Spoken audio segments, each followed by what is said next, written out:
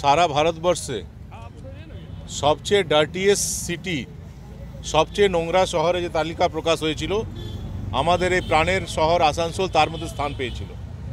এটা আসানসোলবাসী হিসেবে আমাদের কাছে লজ্জা। কিন্তু পৌর নিগমে আছে যারা জেলা প্রশাসনে আছে, তারা এটা নিয়ে গর্ববোধ করে যে আমরা খুব নোংরা শহর।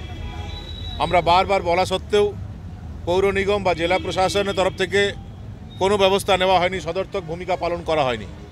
কাল থেকে মাধ্যমিক পরীক্ষা শুরু হতে চলেছে এবং মাধ্যমিক পরীক্ষার আগে বিভিন্ন বিদ্যালয়ের সামনে কি অবস্থা আপনারা নিজের চোখে আজকে দেখলেন।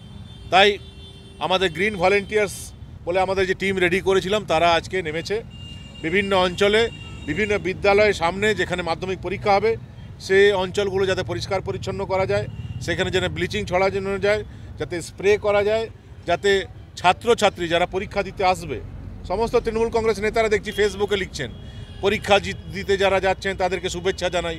আরে ভাই, শুধু ফেসবুকে শুভেচ্ছা জানালে হবে?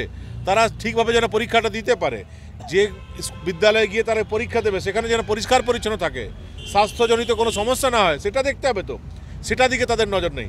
তাই আমরা গ্রিন ভলেন্টিয়াররা আজকে নেমেছি এবং গ্রিন ভলেন্টিয়াররা এইভাবে সারা শিল্পাঞ্চল জুড়ে বিভিন্ন অঞ্চলে এইভাবে পরিষ্কার পরিচ্ছন্ন কাজ আমরা করব এবং আসানসোল শহর, যেটাকে নোংরা শহর হিসাবে চিহ্নিত করা হচ্ছে, সেটা থেকে আমরা বের করব এবং আসানসোল আবার পরিষ্কার পরিচ্ছন্ন হবে এবং ক্লিন আসানসোল, গ্রিন আসানসোলের যে আমাদের স্লোগান ছিল সেটাকে সামনে রেখে আবার আমরা আসানসোল শীর্ষস্থানে সবচেয়ে পরিষ্কার শহর, এটাই আমাদের লক্ষ্য, সেই লক্ষ্যে আমরা কাজ করব।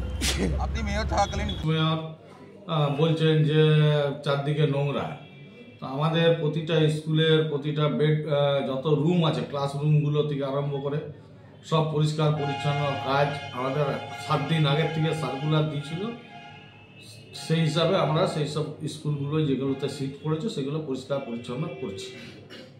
এবার রয়ে গেল কিছু সস্তার রাজনীতি করার জন্য কিছু যে আমাদের এগেনস্ট পার্টি আছে, তারা এখন মানুষের কাছে দেখাতে চাইছে যে তিনি স্বচ্ছ মিশনের দ্বারা এই পরিষ্কার পরিচ্ছন্ন করছে। তো সেটা আজকেই কেন, রোজ কেন নয়? ওনার যদি দম থাকে তো রোজ করে দেখা, কর্পোরেশনকে বাদ দিয়ে উনি সাফাইটা করে দেখান, তাহলে দেখবো যে জানবো। সস্তার রাজনীতি করে এসব মানুষ বোঝে, এসব মানুষ ওই জন্য গুরুত্ব দেবে না। আমাদের যা কাজ সেটা কর্পোরেশন যথাসময়ে সব সময় মানুষের পাশে ছিল, আছে, থাকবে এবং আমরা আমাদের কাজ করে যাই।